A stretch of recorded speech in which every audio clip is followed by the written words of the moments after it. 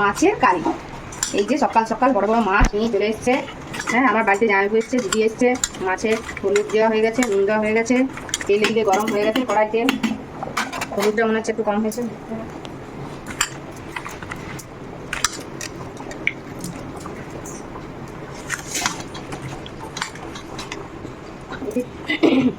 তেল পুরো গরম হয়ে গেছে। এখানে মাছ একটা থেকে দিয়ে দেবো। বেশ সুন্দর করে লাল লাল করে ভেজে ভেজে তুলবো মাছগুলো।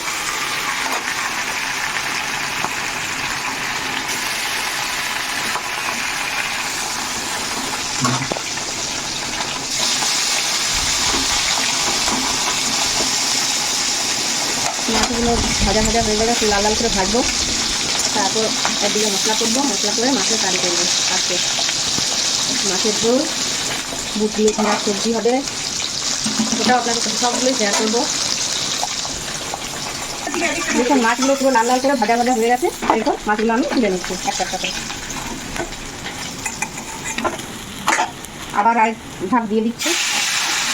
বেশ সুন্দর বড় বড় পিস করা হয়েছে মাছের। মাছ পুরো ভাজা হয়ে গেছে, তুলে নিচ্ছি একটা একটা করে মাছ। বেশি খরা খরা করে মাছ আমরা ভাজি না, আর গ্রামের লোক তো একটু কাঁচা কাঁচা ভাজি, তাহলে মাছের টেস্ট ভালো থাকে। খুব লাল খরা করে একদম কোনোদিনই মাছ ভাজবেন না। আপনাদেরকেও বলছি, আমার প্রসেসে একবার মাছ ভাজা খেয়ে দেখবেন। মাছের ঝোলের কারি এইভাবে ভীষণ টেস্টি হবে। মাছ ভাজা এখানে কমপ্লিট। এরপর মাছের কারি করবো। মাছগুলো সবাই তুলে দিয়ে ভালো করে দেখেন তো, মাছের মাথা একটু ফুটে ভালো করে ভাজতে হয় মাছের মাথা।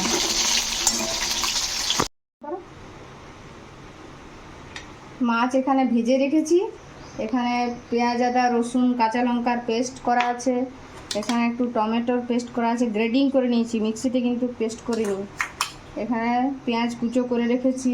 এখানে একটু সামান্য পোস্ত বেটে রেখেছি। আজকে মাছের কারি করবো তো। এখানে ধনে, এটা ধনে, এটা জিরে, নুন হলুদ, আর এখানে একটু সবজি মশলা গুঁড়ো।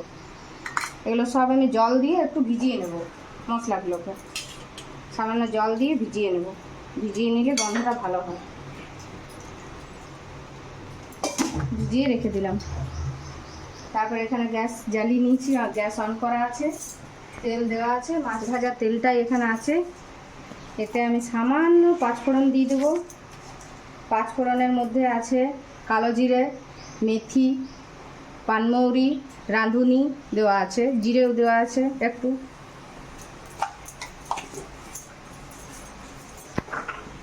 তেলে দিয়ে দিলাম।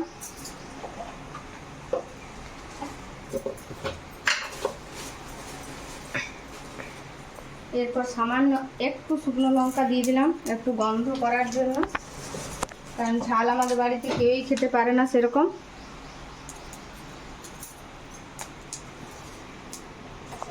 ফোড়নটা হয়ে এসছে তেলে, পেঁয়াজ কুচোগুলো দিয়ে দেবো।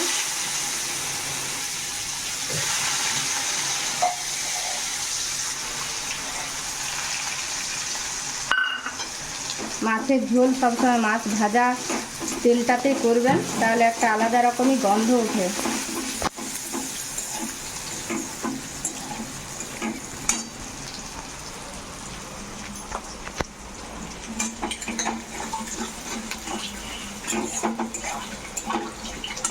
সামান্য একটু নুন দিয়ে দেবো এতে, পেঁয়াজটাতে, কারণ আমার ঝোলের জন্য পরিমাণ মতো নুন দেওয়াই আছে মশলায়।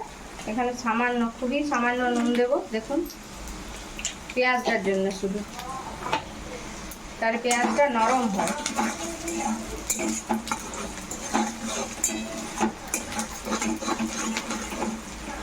তারপর যে টমেটোর পেস্টটা করে রেখেছি, পেঁয়াজটা হয়ে এলে টমেটোর পেস্টটা আমি দেব।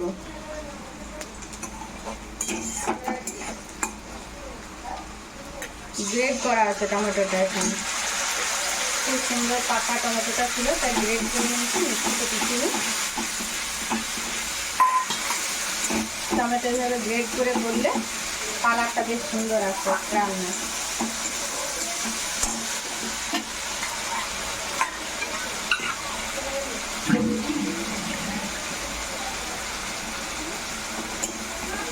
রান্না করতে করতে আমি কিন্তু কিছু কিছু টুকটাক কাজও করে নিই।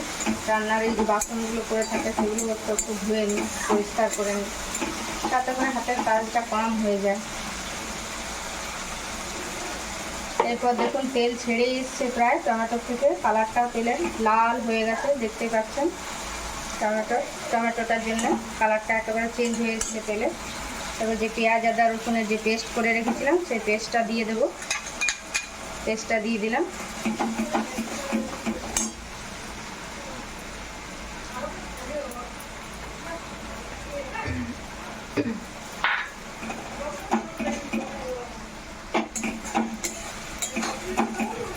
একটুক্ষণ পরে লাল হয়ে আসবে। দেখুন এখানে মশলা তেল ছেড়ে দিয়েছে, পুরো তেল ছেড়ে দিয়েছে, দেখতে পাচ্ছেন। এরপর যে গুঁড়ো মশলাগুলো রেখেছিলাম আমি, ঘরের বানানো, তবে শুধুমাত্র সবজি মশলার গুঁড়ো বাদ দিয়ে প্রতিটি মশলা, জিরে গুঁড়ো, ধনে গুঁড়ো, সমস্ত কিছুই বাড়িতে নিজস্ব বানানো। এই পেস্টটা আমি দিয়ে দেবো। গুলে রেখেছিলাম, গুলেই রাখবেন এভাবে। এভাবে গুলে রাখলে স্বাদ আর গন্ধ দুটোই একেবারে আলাদা হয়। এরপর এটাও তেল ছেড়ে আসবে, তখন আমি পোস্ত বাটা দেবো। সামান্য সিম আঁচ করে দিয়েছি, সিম আঁচে এটা আস্তে আস্তে আস্তে আস্তে তেলটা ছেড়ে দেবো। একটু একটু করে মাঝে মাঝে নাড়বো। খুব সুন্দর মশলা থেকে তেল ছেড়ে দিয়েছে, খুবই সুন্দর হবে, খুব সুন্দর একটা ফ্লেভার গন্ধ আসছে এখানে, ভীষণ সুন্দর কালার হবে। এখানে আমি সামান্য পোস্ত বেটে রেখেছি, পোস্ত বাটাটা দেবো। এরপর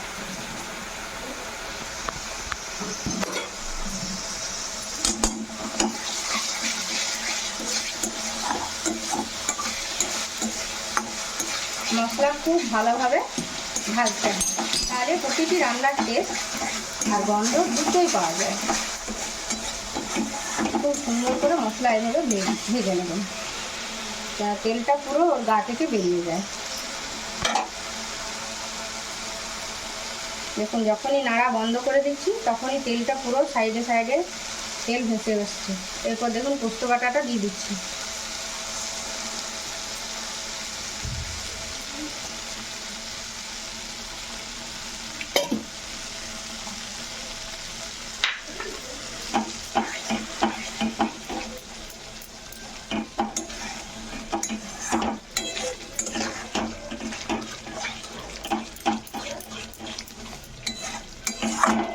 পোস্তটা ভালোভাবে ভাজা, একটু সামান্য ভাজবো, বেশি ভাজবো না।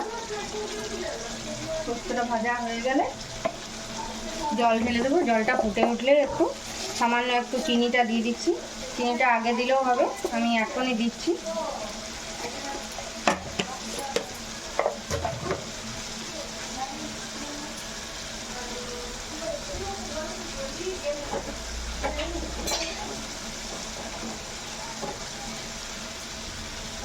আর তার সাথে একটা গোটা কাঁচা লঙ্কা দিয়ে দেবো। কাঁচা লঙ্কাটা ছিঁড়ে দেবো না, কিচ্ছু করবো না, কারণ আমার বাড়িতে আমার বাচ্চা আছে, বাচ্চা আমার ঝাল খেতে পারে না একেবারে।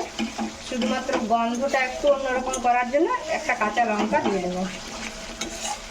জাস্ট ঝোলটা ফুটতে ফুটতে কাঁচা লঙ্কার একটা অন্য ফ্লেভারই আছে রান্নার মধ্যে।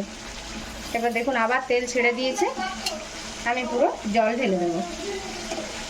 চাইলে আপনারা এখানে গরম জলও ইউজ করতে পারেন।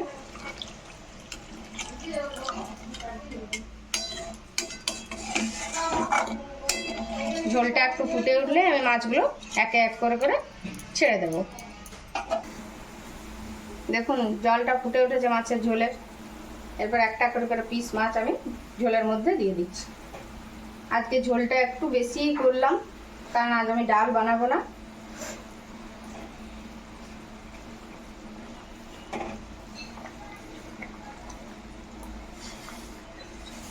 একটা একটা করে মাছ সব দিয়ে দিলাম ঝোলের মধ্যে। শুধু মাছের মাথাটা দেব না, মাছের মাথাগুলো ঝোলে দিলে খেতে টেস্ট ভালো লাগে না। ব্যাস হয়ে গেছে, আর একটুক্ষণ ফুটবে, তারপর আবার তেলটা ছেড়ে দেবে, একটু পুরো লাল লাল হয়ে যাবে, তখন গ্যাসের ফ্লেম বন্ধ করে দেবো। একটু সামান্য ধিমি আছে, এখন একটু ফুটবে, তাহলে মাছগুলো নরম হয়ে যাবে। ব্যাস, মাছ রান্না কমপ্লিট। জল নিয়ে আসবি না? আজকে মাছের ঝোলের রেসিপি এইখানেই শেষ। আবার অন্যদিন অন্য একটা রেসিপি নিয়ে আপনাদের সামনে হাজির হব।